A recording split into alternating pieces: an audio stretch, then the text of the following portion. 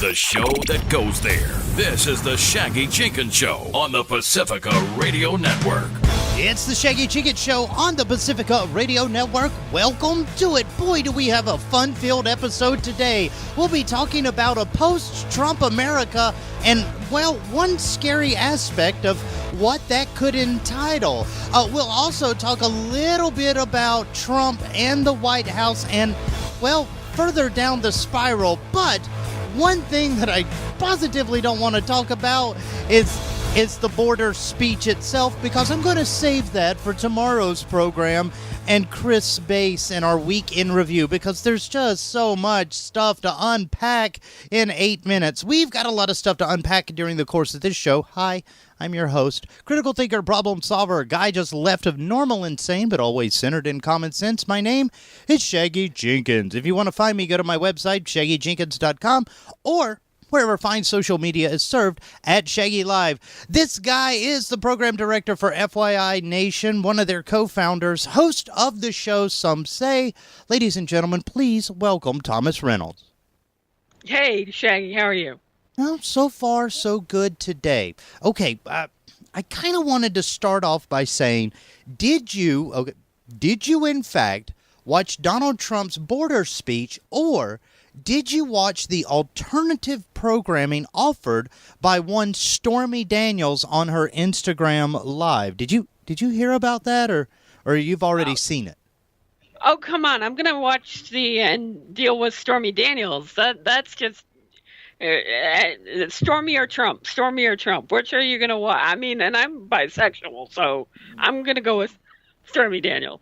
Well, I mean, considering that one described the other as a character from Mario Brothers, yeah, okay, I'm just going to throw that out there. But this is kind of the best counter-programming that you can hope, because, of course, everybody was going to make a big deal about the Democrats saying, we want equal time, and, of course, conservative media took issue with that. However, one of the greatest kind of celebrity counter-programming stunts was pulled by somebody that was kind of under this whole I'm out to get you vibe with Donald Trump. Now, the reason why, there's a non-disclosure order, there's a lot of stuff that was tied up with the Michael Cohen case, and it's a whole cornucopia of BS that we're not going to get into. But the funniest thing is that whenever you want to kind of, I guess, inspire the ire, the absolute hatred of the president, taking away his media glory is a good way to start, isn't it? Oh, yeah. It's the perfect foil for this El Duce in chief. It's really great. And whenever you can foil the Orange Menace, I'm all for it, considering the Democratic Party seems to have such a tough job doing it themselves. Oh, yeah. And here's the thing, because the Democrats really could have went harder and just said, look, not only is this an outright fact, well, okay, I don't want to talk about it, but this is the thing that we really importantly have to bring up. What happens after a Donald Trump presidency? Now, last week on the show, me and you had talked about some predictors going forward for the year about how Donald Trump could possibly resign or leave office under a whole cloud of investigation and indictments by the end of 2019. But before we even talk about the 2020 race, we need to talk about what would happen if Donald Trump was no longer president and the man behind him, Mike Pence. Now, Thomas, would you say that Mike Pence is the sickest of sycophants for Donald Trump? Yeah, and it's pretty amazing because all he ends up looking like is a sad and pathetic lapdog. I mean, he makes Chris Christie look like he has a spine, and that's pretty hard to do. Well, the funny thing is a lot of people have pointed this out time and time again. When Donald Trump has had these pressers, Mike Pence goes into this immediate kind of, thank you, Mr. President. It's almost like a prayer to a false idol. Something very much against his Judeo-Christian beliefs, I'm sure. But in this prayer to the golden god of Donald Trump, Mike Pence always kinds of thanks him for things that he actually had nothing to to do with. Now, when it comes to Donald Trump's defense, this case of re-exaggerating a border crisis, and I'm going to throw up the air quotes on that word, crisis. Mike Pence has been known to do exactly the same methodology of one Donald J. Trump, an outright lie.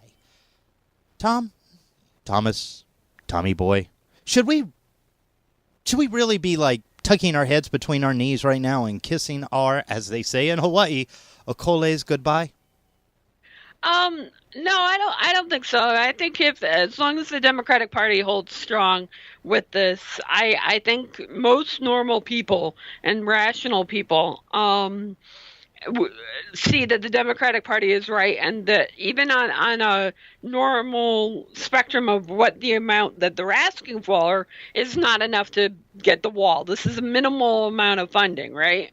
So I think that this is just one more fight that he had to pick because of people like Rush Limbaugh and Ann Coulter and those people going after him, and he can't handle that. So that's why you have Mike Pence always kissing his feet, we'll say, Yeah. and keep it as clean as possible. Yeah, because if we get any closer to Donald Trump's ass, let's just go ahead and throw this out there. That would be something akin to behavior that Mike Pence doesn't like. Because, look, one of the biggest things that is kind of out there about Mike Pence is his advocacy for certain types of social reform. And one of the biggest controversies that he was, I guess you could say, embroiled in when he was in charge of Indiana, this is the thing that really he kind of made a linchpin on when the whole marriage protection acts were coming out. Mike Pence was a huge fan of, and kind of actively endorsed them, gay conversion therapy. And this is something very scary, because when we talk about Donald Trump and, you know, his transgender ban from the military, is saying I have so many fans in the LGBTQ community, and then going absolutely against them, taking away their protections for federal jobs, taking away workplace protection laws that were signed in effect under Obama. Time and time again, Mike Pence has seen not just complicit, but gleeful when it comes to the persecution of the LGBTQ community. Now, Thomas, I got to ask you something.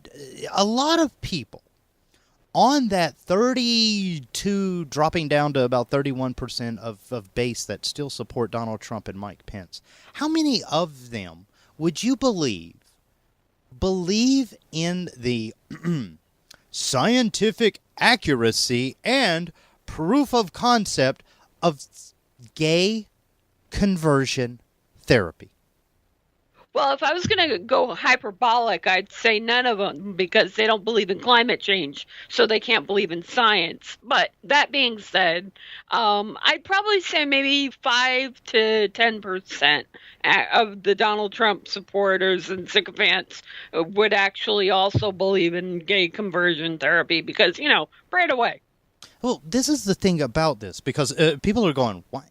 With all this stuff that's going on, the government shutdown, why are we talking about gay conversion therapy? Because this is one of the cornerstones of the personality of Mike Pence. And as long as we're going to talk about the lying side of Mike Pence that is becoming more and more evident in these last couple of days as they're escalating the government shutdown, Mike Pence has been complicit in standing by while the LGBTQ community in his state of Indiana, and now at a national level, he stands by and almost gleefully watches their rights taken away. And I want to bring up this one example, Thomas, because this was a conversation. It was brought forth in the book Fire and Fury.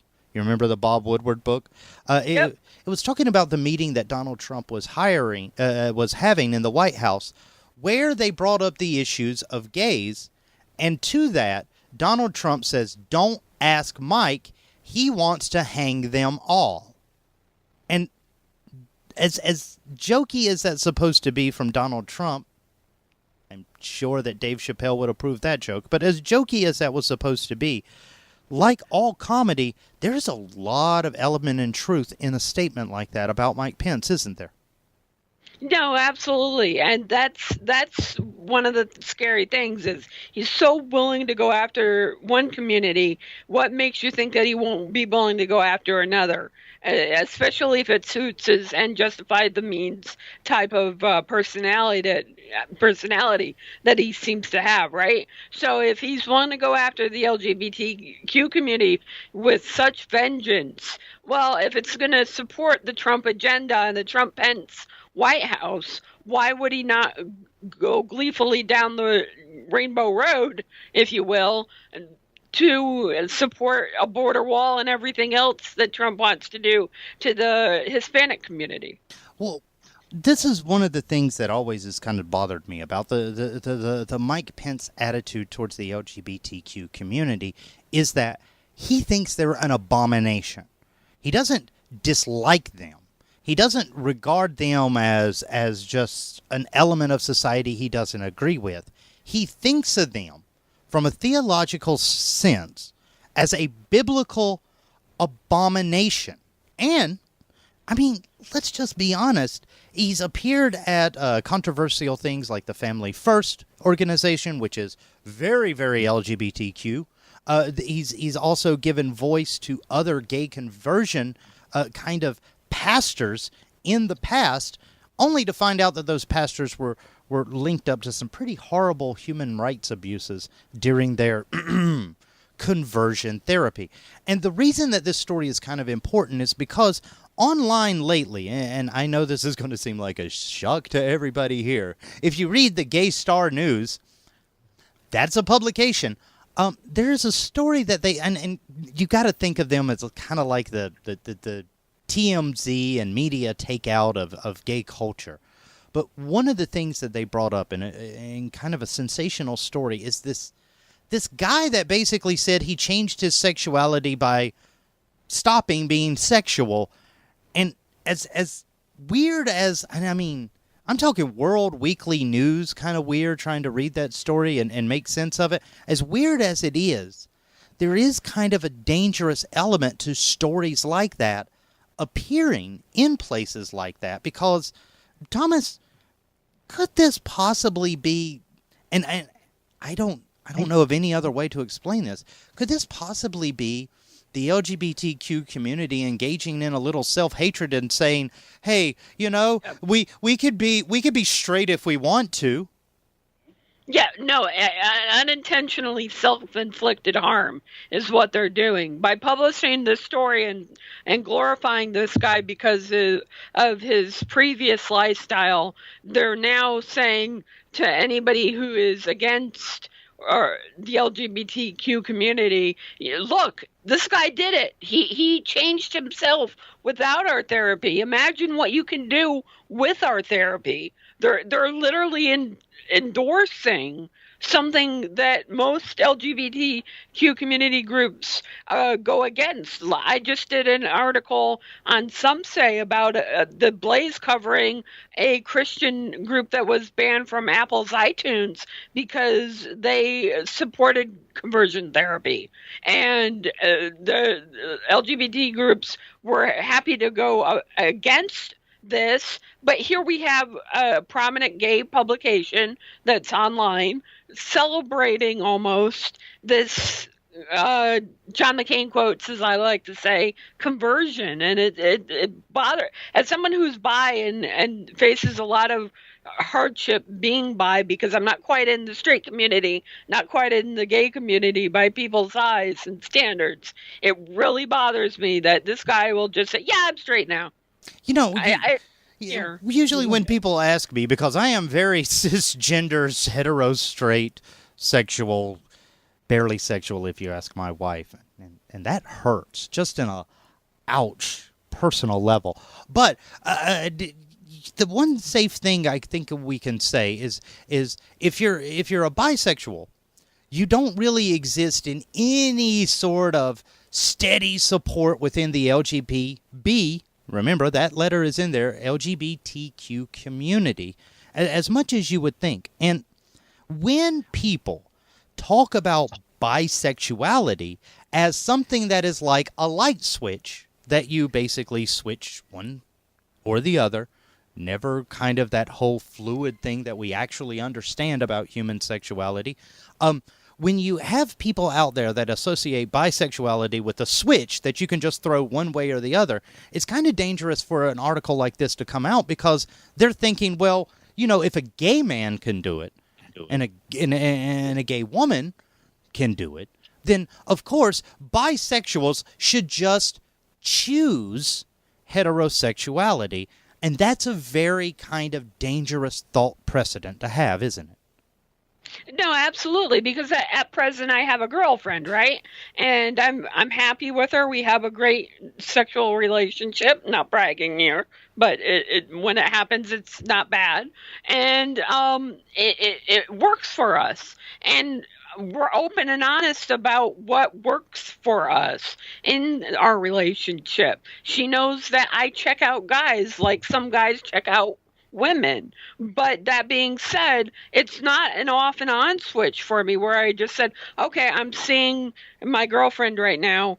I'm only interested in women. You know, that it doesn't work that way. But this article that we're talking about, it portrays it as if it does. And that really bothers me. And it goes to the Mike Pence way of thinking and that conservative mindset. Well, why don't you just pray it away? Why don't you just think it? And this isn't just like, if you want to get into a more broad perspective of it, it's not just issue of being LGBTQ. It can go to people dealing with depression, anxiety, certain other mental health issues, because there are plenty of people who will tell me when I discuss these issues, why can't you just turn it off? Why can't you just make it stop? Shouldn't you be able to make your anxiety stop? No, I wish I could, but I can't. You know, and for people not to grasp that because they don't have it or their anxiety is so little that it doesn't bother them, that's great for them, but that doesn't work for everybody. One of the things that is kind of, I want to say, disheartening about stories like this is, look, the gay community, the LGBT community, has already had a historical hard time in the United States when it comes to acceptance. So much so that even in my life, I remember certain gay friends coming up and saying things like, you know what, if only I weren't gay, things would be better. If only I could throw a switch and be straight, I could be accepted by everybody, and that would make my life so much more enriching. And sadly, in the LGBTQ community, there is that undercurrent of thought of acceptance is better than satisfaction with self. Of living an honest life is actually a secondary thing to being accepted by your peers. So when we talk about a Mike Pence post-Donald Trump presidency, specifically with the interests of the LGBTQ community, this is a guy that would unprecedentedly go after them in ways that Donald Trump hasn't. Do you agree? Oh, absolutely. And not just the LGBTQ community, just to keep it on the border wall and what's happening this week with the shutdown, that goes to any community that is a minority-like community. We have to be cherishing of these communities and hold fast and strong to our beliefs. Otherwise, these communities get lost in the shuffle, and Mike Pence will happily walk all over them because Mother said so. You know, the thing that really bothers me is when you bring up a point like that, Thomas, oh, boy. It kind of hurts because it's one of those things. It's funny because it's true. When we're talking about the whole attitude towards minority communities in the United States, there does seem to be a pattern of first they come from the Muslims. Then they're all about going after the Mexicans. Then the transgenders. It's like that old parable. First they came for the communists, then they came for the socialists, then they came for me, and there was nobody left to defend us. they do seem to be, when it comes to minority representation in the United States, very much in a let's just wipe out all of representation of culture that does not reflect us, white, cisgendered, older male society. No, you're absolutely right, Shaggy. And one of the things I cover on Some Say a lot is how, thanks to Right Wing Watch, is how these radical right preachers talk. And Mike Pence supports these people. He is totally okay with these people. In fact, he goes to their summits, he prays with them and everything else, and so does Donald Trump. So this is why it's not surprising that he's on the ticket. And this is why, if there was a Mike Pence presidency, why we shouldn't all be scared. And in fact, I'll go so far as to say terrified without using hyperbolic language, because he has proven himself to align these people. I mean, they were happy. I don't know if you know who Pastor James David Manning is, but they were happy to align themselves with him, an African-American preacher in Harlem who was interviewed by the Young Turks about a year and a half ago, who believed that Starbucks was putting semen in the coffee to make it taste better. I mean, this is the level of crazy that they deal with, and they're more than happy as long as you have that worldview to agree with them. They'll accept you. It's when you diverge from the worldview is when they get angry. Just look at Ann Coulter and Rush Limbaugh and how they reacted this past week. Yeah, and that's just it. There seems to be ever increasingly kind of a diminishing, and we're going to talk about this in the second half of the show, a decreasing evangelical base of support, but the support that they do enjoy from this very hard right, very, very conservative, I don't want to call them the old, you know, what did they call them? The moral majority back in the 80s? Yeah, they're back. Ooh. But the thing is these people, specifically these people, as they support Donald Trump and Mike Pence, and this is the scary part, because after Donald Trump's out of office, if he goes before his term is up, it will be Mike Pence. And as such, Mike Pence is always very, very willing to accept these outlandish and ever-increasing demands from the diminishing base just to ensure that they don't run away as well. And Thomas, when we talk about the Trump base, is this a case of the rider leading the horse to water, or the horse dragging the rider to the water? I think it's a little bit of both, but I think that Trump and Pence are so willing to say these things and act this way that it really doesn't matter, right? Because they are willing to act in a way that is abnormal, that is defiance of logic and reason. So they're going on an emotional level. Just back to the story where this guy declared that he was straight after being not being with men or women for a year. That would be something that normal, rational people would be like, how can you choose that? How is that all of a sudden a choice? Because Shaggy, I can't go to you and say, Shaggy, when did you choose to be straight? What? Give me the moment in time that you said you decided that you were going to be straight. I bet you can't do that because it's an impossible journey for you. Well, I'm from the South, so I can be painfully obvious when I say this. I realized that I was straight the minute that I knew that gay men had a dress code that I could not afford. Coming from a trailer park, I have no sense of taste. I can't tell you what foods are good. My house is a mess. I mean, I looked at my qualifications, my resume as it were, and I was like, no man would have me. I guess I'm straight. Well, that's why you got a wonderful woman by your side, Yeah, but this is the thing, because as much as we joke about these issues and try to make light of them, if you are a member of the LGBTQ community, would you say that now in the United States is a time of joy and jubilation, or a little bit of panic? It's a little bit of panic because people don't realize that there are, for the transgender community, there are a lot of high rates. I don't have the statistics at the tip of my fingers, but there are a lot of high rates of suicide. There are a lot of people who are afraid to come out because they could lose their job. Just to go state by state, right to work states can fire you for any reason. So one of those reasons, you come out, you get married. Oh, great, you got married. Oh, guess what? You lose your job because the guy doesn't like the fact that you got married, and that's a fireable offense. And people don't realize that you gain one advantage in society, which is the advantage of being able to get married as a gay couple. You lose another because you never really had it in the first place. Yeah, it does seem like this boils down to, sadly, another tale of a fight for civil rights in America. No, you're absolutely right. And that's one of the things that we have to be cognizant of with the Trump-Pence presidency, whether it's Mike Pence or Donald Trump. You're not going to get that willingness to look at the other as a human being, right? They're going to only see them as the other, whether it's we're talking about the people at the border or whether it's the LGBTQ community.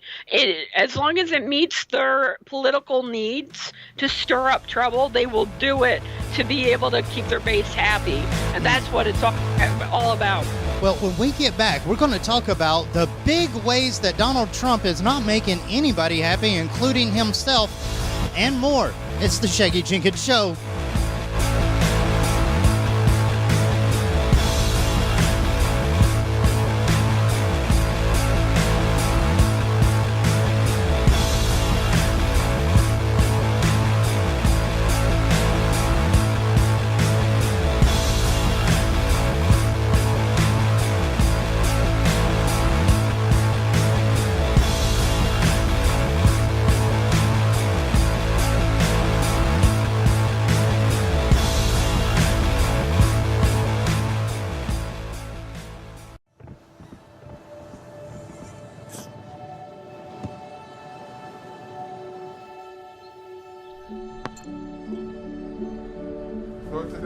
I don't remember how it started.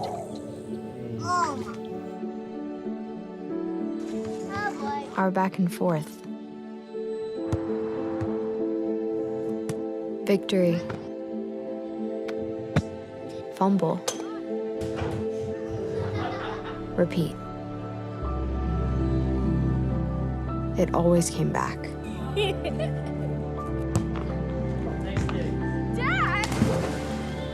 Okay, here we go, throw it! Yeah. You probably don't remember what you told me. That was perfect. But I heard every word. Nice.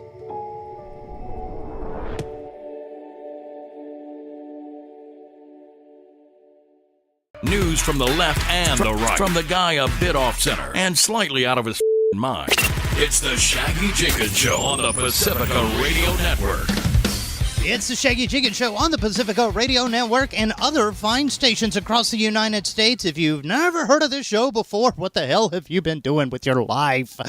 You can always find out about me at my website, shaggyjenkins.com, or wherever fine social media is looked over by those good comrades in FSB for information of political leanings at Shaggy Live. Joining me from his bunkered down location, because I'm going to go ahead and tell you today, it feels like we should be hiding in one. Please welcome back from FYI Nation and host of the show, some say, it's Thomas Reynolds. Yes, I am underground. I found where Dick Cheney's secret hideaway was. Christian Bale told me where it was. And it's very close to hell, apparently. So yeah, as most things, at least if you're in the member of the GOP lately, most things are right next door to hell. And that's kind of where I want to start the second half of the show, because we were talking about Mike Pence and one of the dangerous thoughts that he has that could actually tilt public policy at a federal level dangerously in the wrong direction for the LGBTQ community. But now I want to concentrate on the man that is still president, Donald Trump. Now, aside from the border speech, because we all know that that was a little bit of Donald Trump performance art, trying to say that, look at this tragedy, look at all this stuff. He used a bunch of fake numbers and things like that, but putting aside that speech, Thomas Reynolds, please tell us, has Donald Trump had a very stress-free week so far? I'd say that this is probably not one week that he'd be looking back proudly upon. Whether it be the border wall or the fact that Kim Jong-un went to China this week, which nobody is really talking about. And it's just one of those weeks where he should be on a better pedestal and could have just been relaxing. Instead, he's putting up this unnecessary fight like he always seems to, right? He always creates a mess, and we can seem to continue with his mess that he creates. Oh, yeah, because when we're talking about messes, there is a big mess going on right now in the White House that we have to talk about, and we kind of mentioned it in the first part of the show.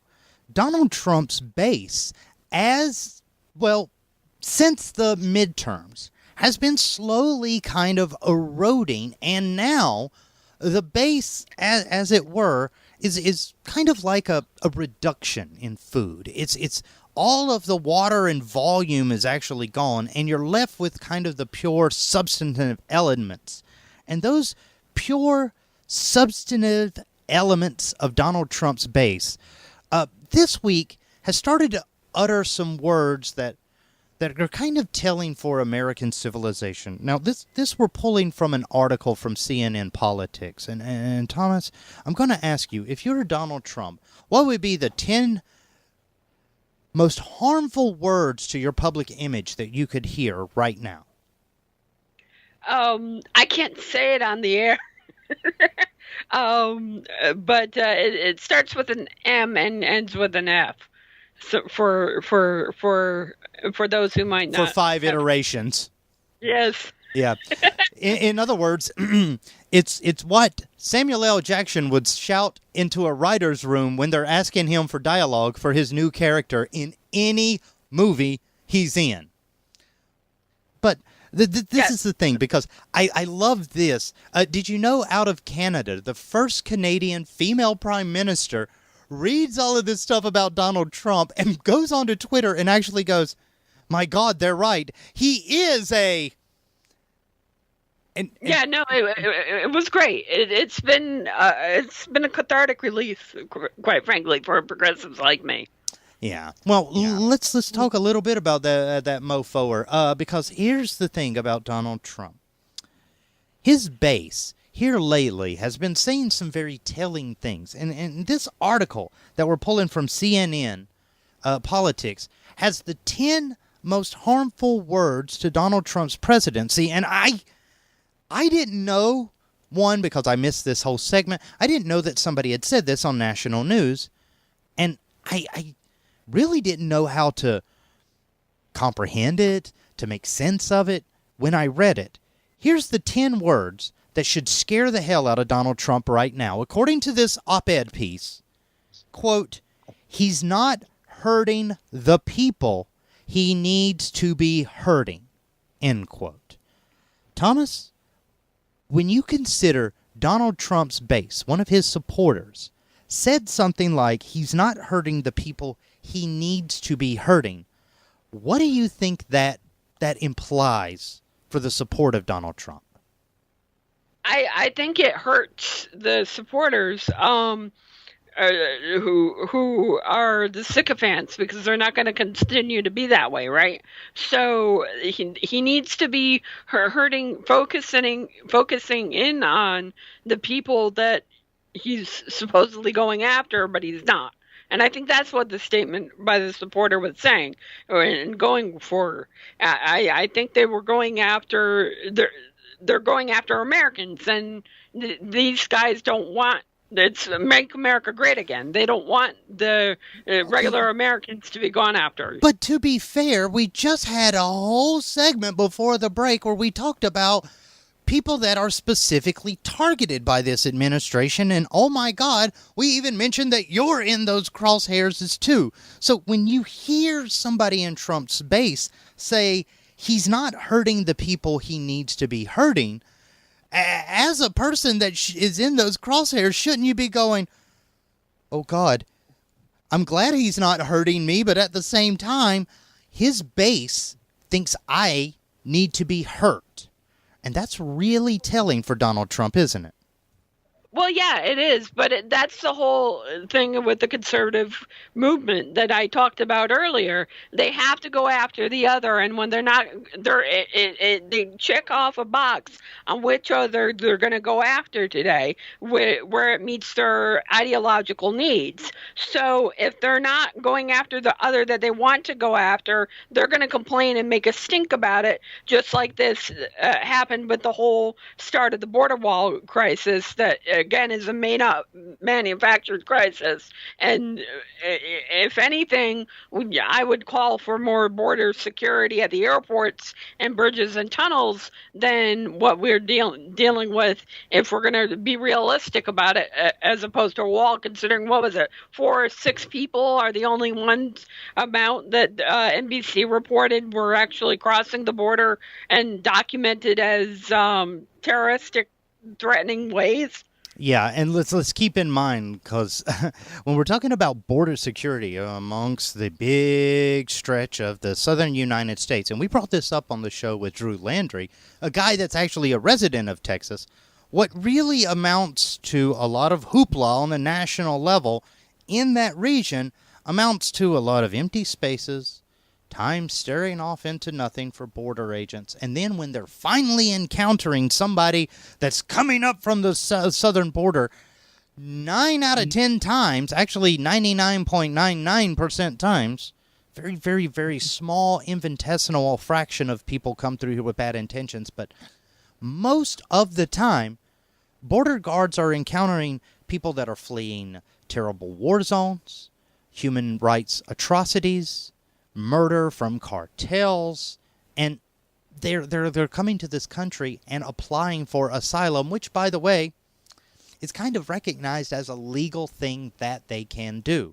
So when Donald Trump talks about a crisis, he should instead reflect on the crisis of all of these refugees, not migrant caravan, all these refugees not being able to find safe harbor in a country that makes bringing in immigrants from dangerous parts of the world and giving them a better life the cornerstone of one of its societal thoughts. What are your thoughts, Thomas?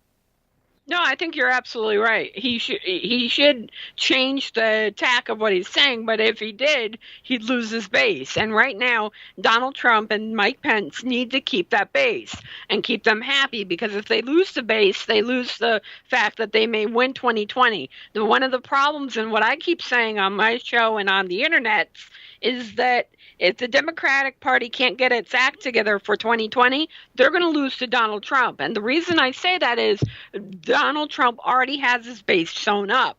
They're not going to, Mike Pence, if Mike Pence is the guy who runs, he's not going to have any debates. They don't have a debate commission for the RNC. They're going to push whoever is the guy for 2020. It doesn't matter. So you got rid of damaged goods, Orange Menace. It doesn't matter, because Mike Pence will still go on as the presidential nominee and win the Republican nomination, because there's not going to be any fight, and it's not going to be Mitt Romney, it's not going to be anybody else, because the Republican Party has already said no to that. They've closed that down. And so we have to continually see this made-up manufactured crisis, and this guy continually just playing to his base.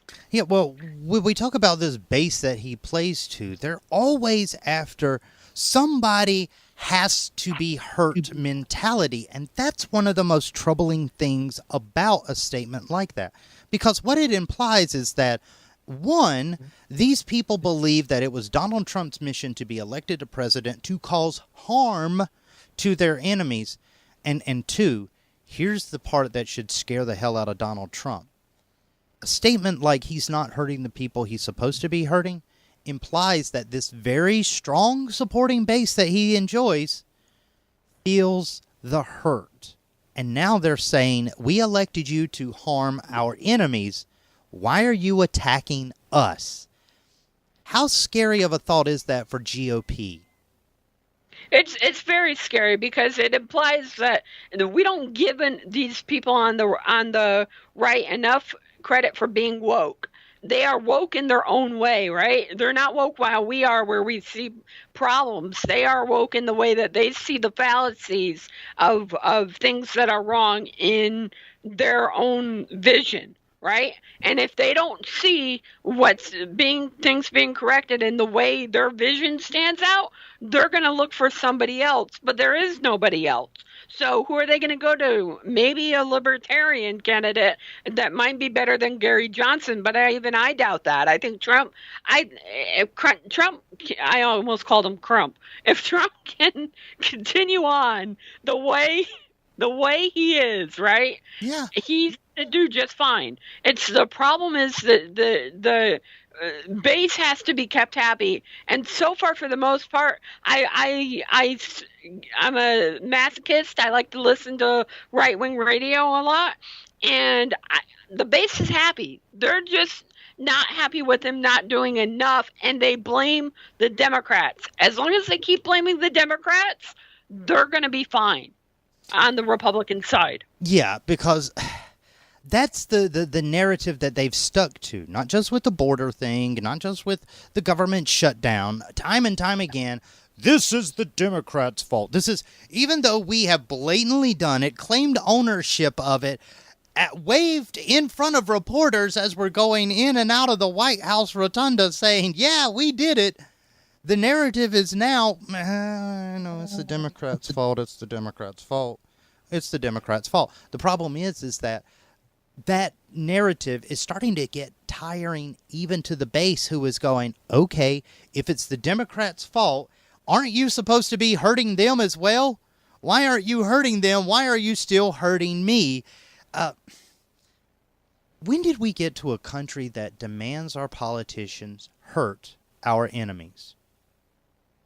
Well, I think it's when we started blaming Jimmy Carter, a guy who never got us into a war, as a horrible president, right? He tried to make peace with Iran, and we had Ronald Reagan saying, "Don't release the hostages. We're going to make a deal, and we're going to trade arms for hostages."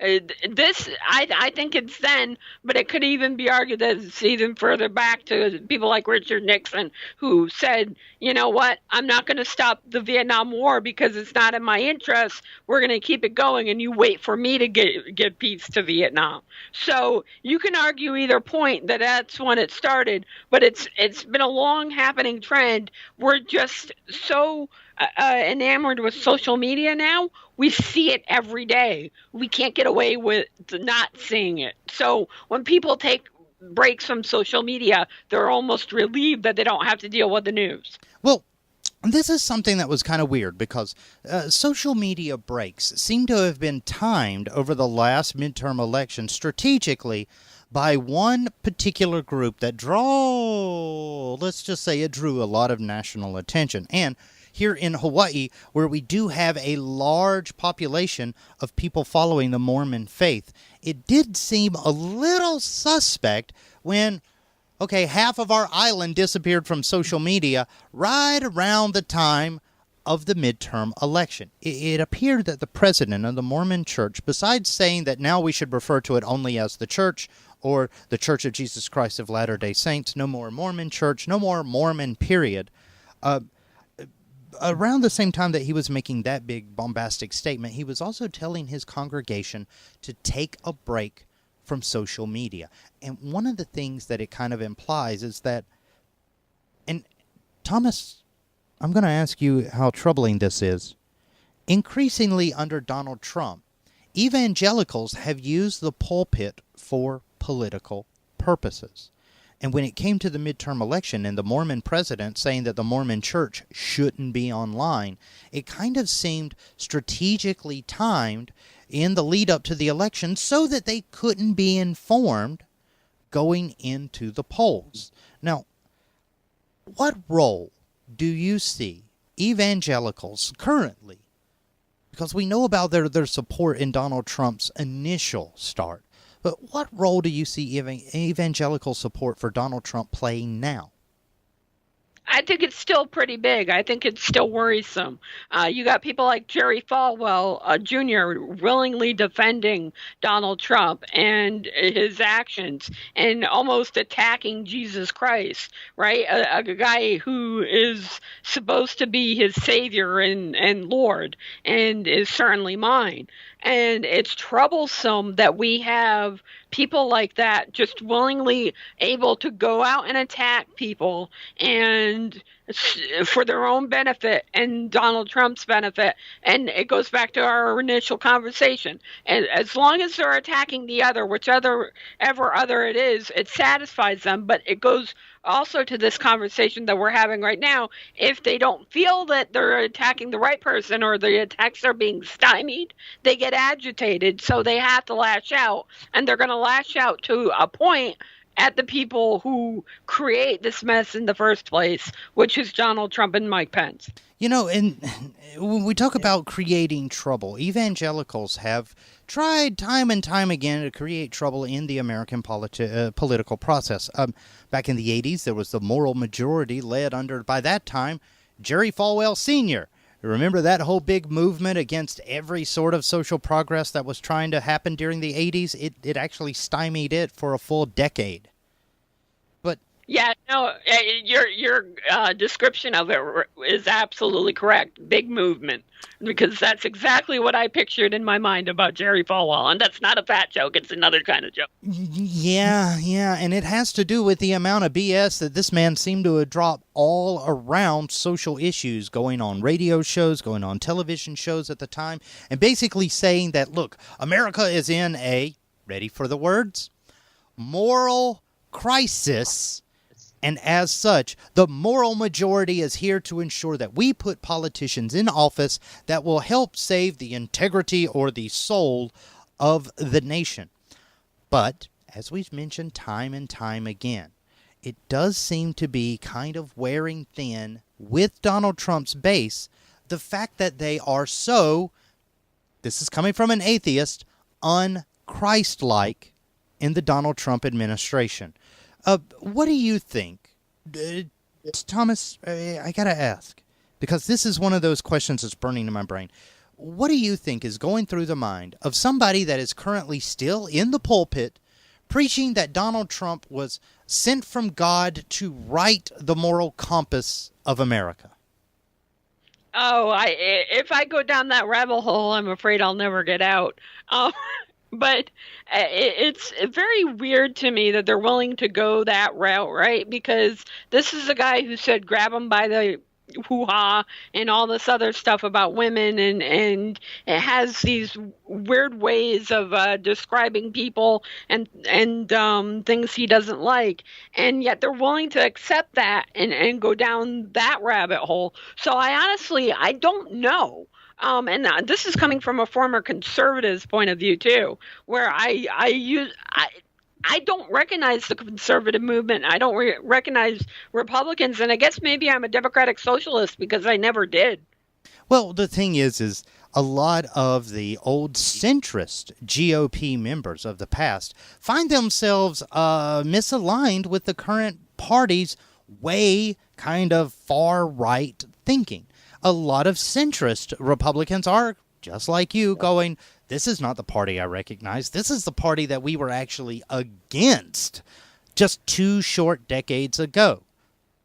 But I gotta ask, when it comes to evangelical support, will it be there again in 2020? I think, as of right now, I'm going to say 90% yes. He really has to fumble the ball, and this is Donald Trump we're talking about, so it's possible. He has to fumble the ball big time. But I think as long as you have the Ted Cruz coalition, I think he's going to be okay. And that's coming from somebody who does not want him to win. I come across as somebody who thinks that I want him to win because I'm projecting that he will. No, I want the Democratic Party to get its act together.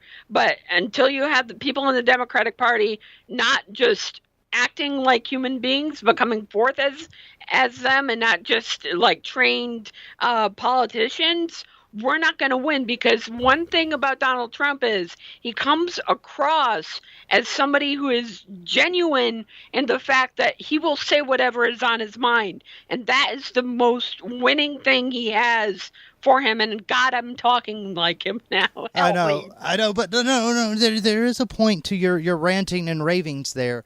Donald Trump goes out and tells, quote unquote, the little guy, that he's for them time and time again, despite all of his actions being to the detriment of the quote unquote little guy.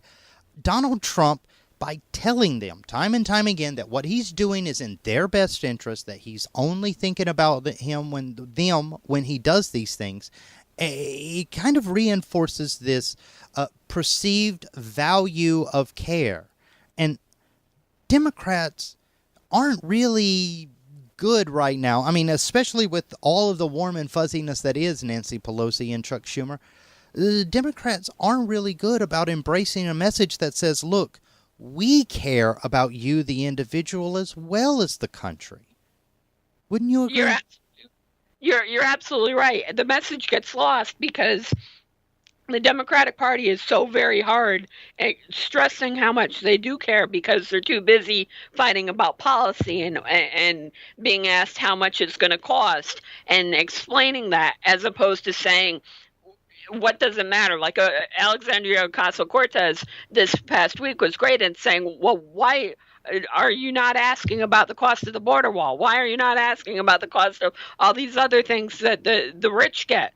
So why are we the ones that are always asked how we're going to pay for it? That was the best answer you could give. And what the Democratic Party has to do is fight back in that radical way, because Donald Trump has never said who's going to pay for the wall except for Mexico. And we all knew that was a lie, but people believed him, and people didn't care because it sounded good. It sounded like it was coming from the heart, because, God forbid, he said it authoritarian in a fashion that sounded like it was not something generic that you got from one of those websites that you can get a whole bunch of graphics that all look the same from, right? It came off a genuine original idea.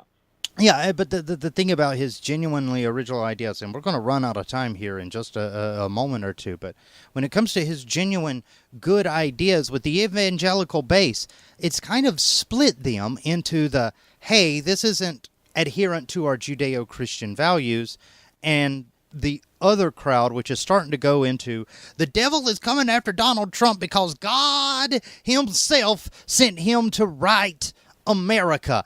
And the problem with America right now is too many pulpits are mixing this message of God appointing Trump versus him kind of getting into office by what we're seeing as an increasingly manipulated electoral process. What are the consequences for the rest of America should evangelicals never find themselves woke? I think we'll have another 2020 Trump-Pence ticket, and that should scare everybody if the Democratic Party doesn't get somebody who can be formidable against them. Yeah, well, I mean, right now, Joe Biden is out there saying that he's the only one that can stand up against the way of Donald Trump, but, well, we said it on this show, we're kind of predicting dark horse candidates to come out, both of the right and left side, that could actually make this thing way more interesting by the time we get to 2020. Okay, we got I think, 30 seconds here. Thomas, where can people find you online? You can send me hate mail at doubtingtom@fynation.com, and I would love to get my first piece of hate mail, so do send it at doubtingtom@fynation.com. And you could also send me a voicemail call at 810-479-4394. I'd love to know what you thought of me and Shaggy and how we're doing on this new format here on the Shaggy Jenkins Show. Yeah, I'm going to tell you, you are a brave man giving out the number, because I never would. I know they would use it for bad purposes. That's all the time that we have got for today. Guys, join me tomorrow when we're joined with Chris Bass, and it's the Week in Review. Until next time, love you, mean it. Kate and bye. We are out.